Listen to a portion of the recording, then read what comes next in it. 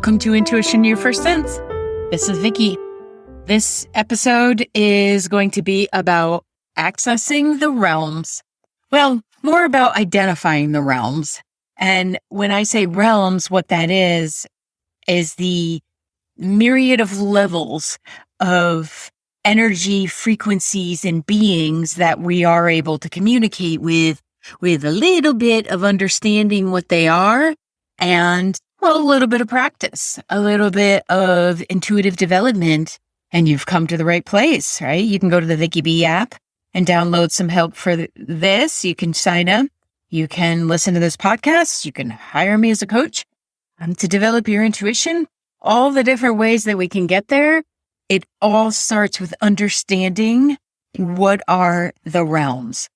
And I did this at one of my very first episodes of the podcast, and I felt like I haven't visited that in 3 years. We've been doing this 3 years. Unbelievable. So I thought, let's go ahead and cover them again. And for those of you that maybe don't want to track back through 170 episodes, I can appreciate that. It was episode 8, by the way. If you'd like to go back and listen to it, I just decided let's do an updated version. So the realms, when we're talking about spirit communication, it's all going from your own physical vibration, right? You're going to be going up in frequency. You don't have to buzz yourself right out of a physical body. Actually, the more grounded you are, the higher you can go. But when we talk about spirit communication, if you think about standing water as opposed to steam and the process that it goes through when it heats up and then it boils and then it does a rolling boil and then eventually it's steam, this is a pretty good analogy to what it's like to raise in frequency to be able to access the realms. And what I'm going to give you are the actual realms, the order that they go in, and some of the fun parts about each of them.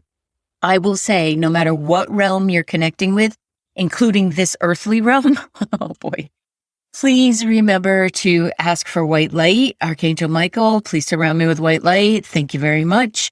Or whatever your belief system is, wherever your deities, whatever energy you believe in, surround yourself with that white light because you want the neutrality of it.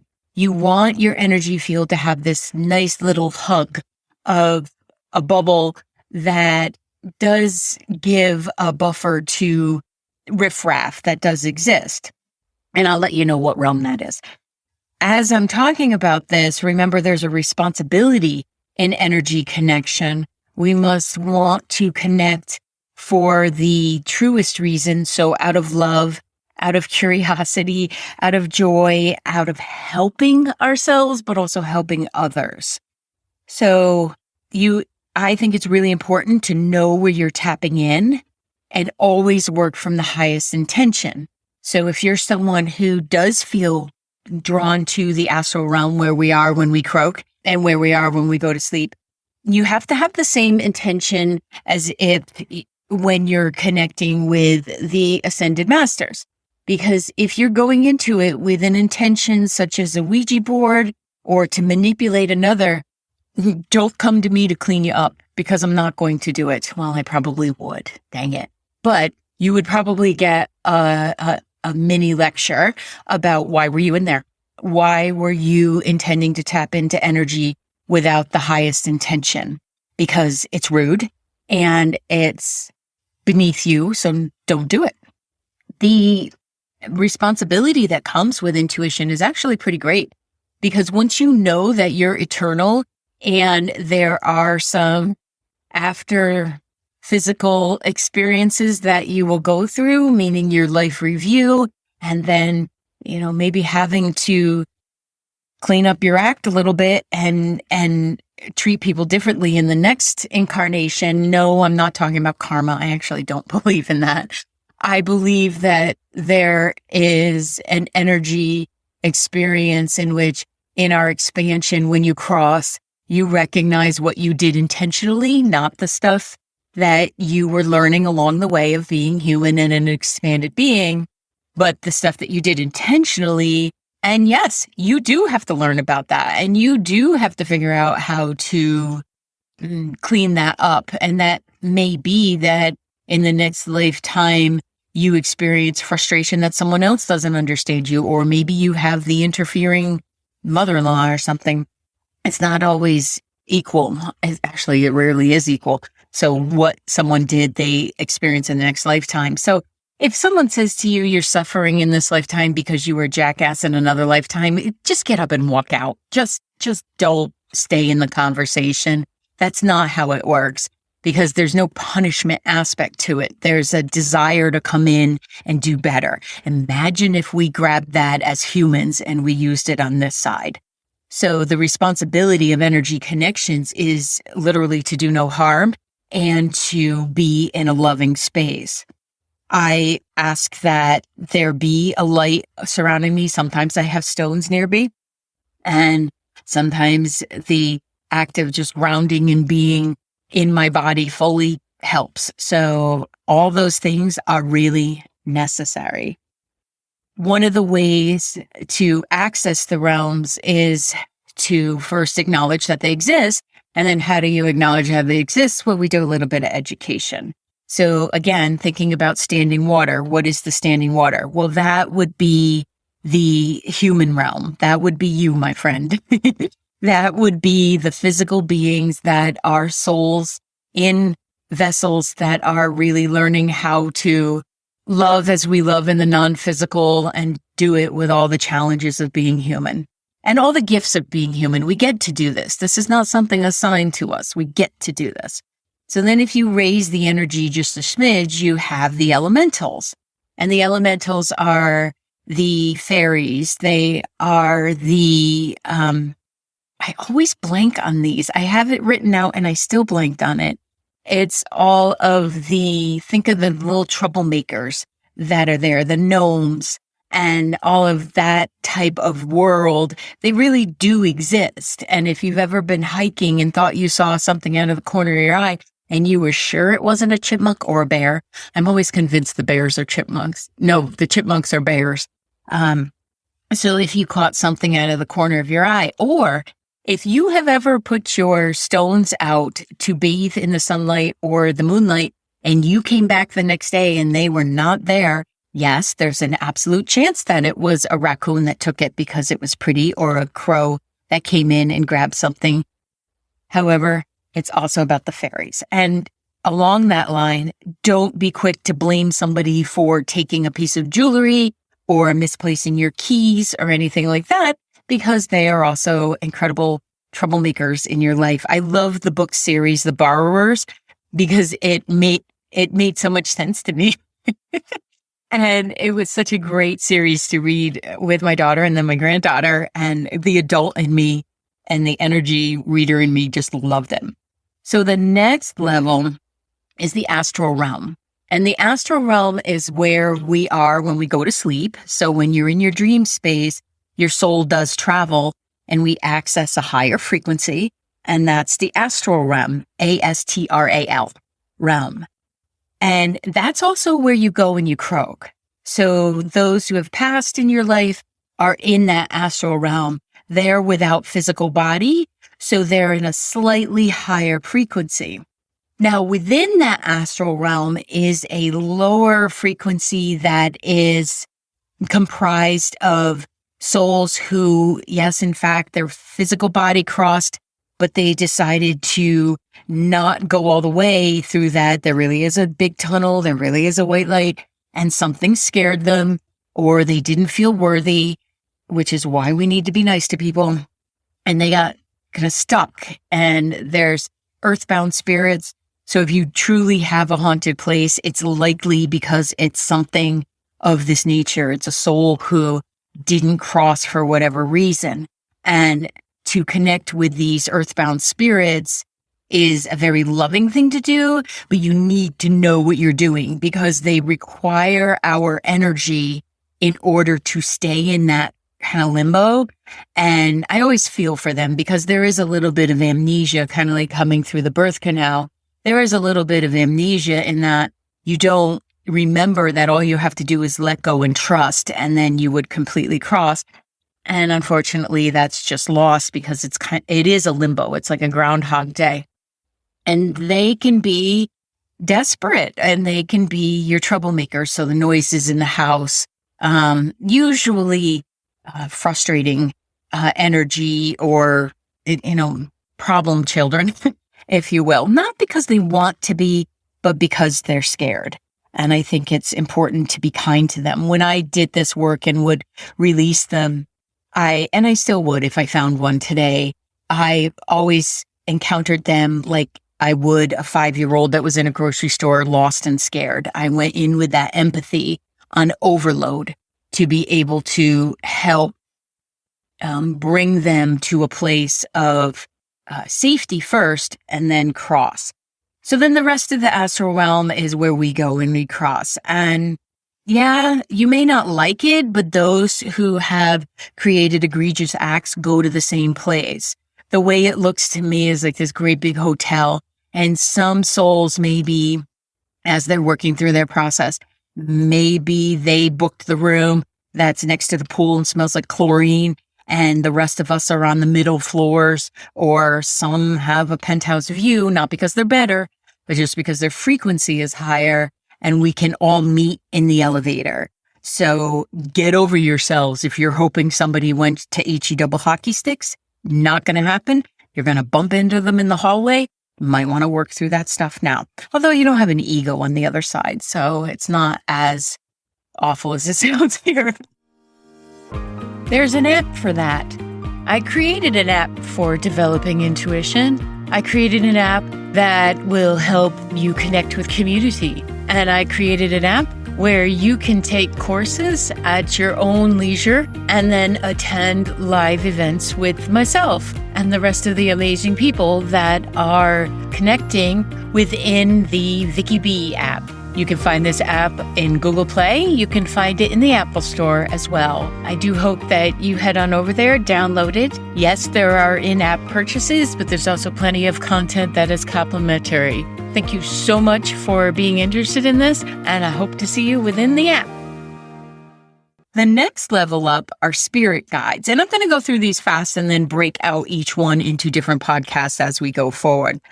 So spirit guides, every one of us here is actually working on our process to be a spirit guide for other humans. We don't annihilate our human race before then, but we are all learning how to be the kindest, self-accepting, others-accepting beings so that we can then guide, once we're complete with our lifetimes, do hundreds of them, so just get used to that too, but we are there to help guide them. So you have a whole team of spirit guides. You have those that are for career. You have those that are for love life. You have those that are for physical life, and for every aspect, parking even, of your life, you have a spirit guide, and they are those that have walked before.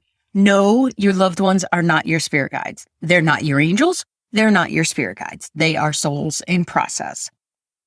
The next level are what I call the everyday angels, and I like to have humor around this because I feel like the spirit world, I know them to be so playful and to be so joyful. And one day I was describing this and I said, "You're everyday angels." And I heard this whole round of laughter that I took to be encouragement of, thank you. That's very funny. And let's take the message that only certain people can connect with this realm out of it. It's just not true. So you're everyday angels, those that have not walked the earth before, but yet can step in at times. That person that you met in the store that said just the right thing at just the right moment, and then you turn around and you can't see them. Where did they go? You should be able to see them. You just met an angel. The next level up, archangels. Those are, Haniel, Raphael, Michael, Uriel, Metatron. I wanted to get one in there that didn't have an L. And this level are those that have ascended to the archangel level. And there are two, Metatron and his buddy, who I always forget, that were supposed to have walked the earth. I don't feel that resonance, but I believe we all tune into what resonates for us. I feel like they've always been beings that are contributing to the greater whole, and they've not felt like they understood the human experience like spirit guides do to me. So I'm not really on board with that.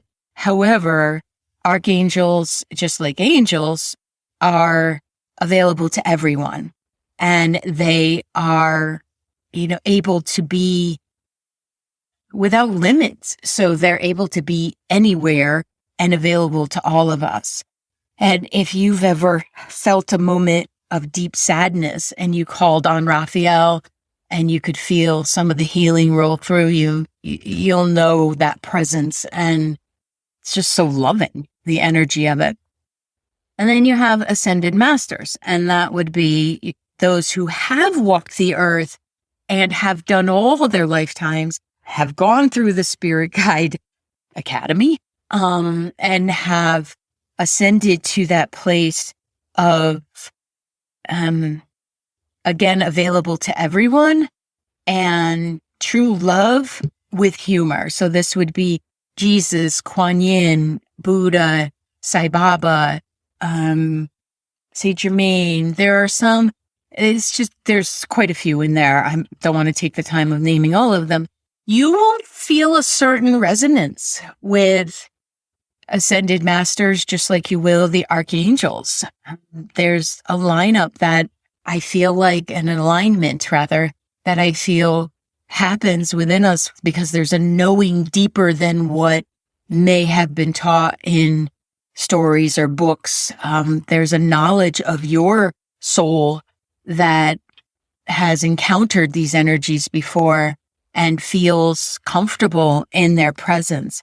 So that's why I like to encourage people to believe that this is all available to them, and to get out of the human ego part that it's only for other people or for those who are supposedly pure. What the heck does that mean? But the ascended masters can help with a lot of the challenges that we have in life, but they won't interfere, neither with the angels and neither with the archangels, because we are actually here to have spirit and free will of our own. So above the ascended masters, you have source, and that would be creator, God, Allah, whatever your belief is, Gaia, whatever your belief is, it's all the same frequency. It's just humans seem to need to label things and put a category on it and a scaffolding almost around things for it to make sense, when it doesn't really matter. What's that energy that is creating of our world? And I believe it to be one that we still contribute to, which keeps me on the straight and narrow, and not limited in my experience as a human, but rising to the occasion of my own request of soul that I be here of the highest intention and make mistakes, learn, grow, all of that. I truly know that we are contributing to the source energy. So the more I can be conscious of that, and the more I can bring an awareness of that, I know it expands the love that's here. I know that it creates more of a collectiveness and a connectiveness. I do not believe we are a one. I believe we contribute to one energy. And in that, there is a beauty of being able to expand at the rate of which we can understand at this moment, because we are learning more and more in each day, hopefully. So when you're learning about these things and you're connecting with these different frequencies, it helps to know what your own frequency is.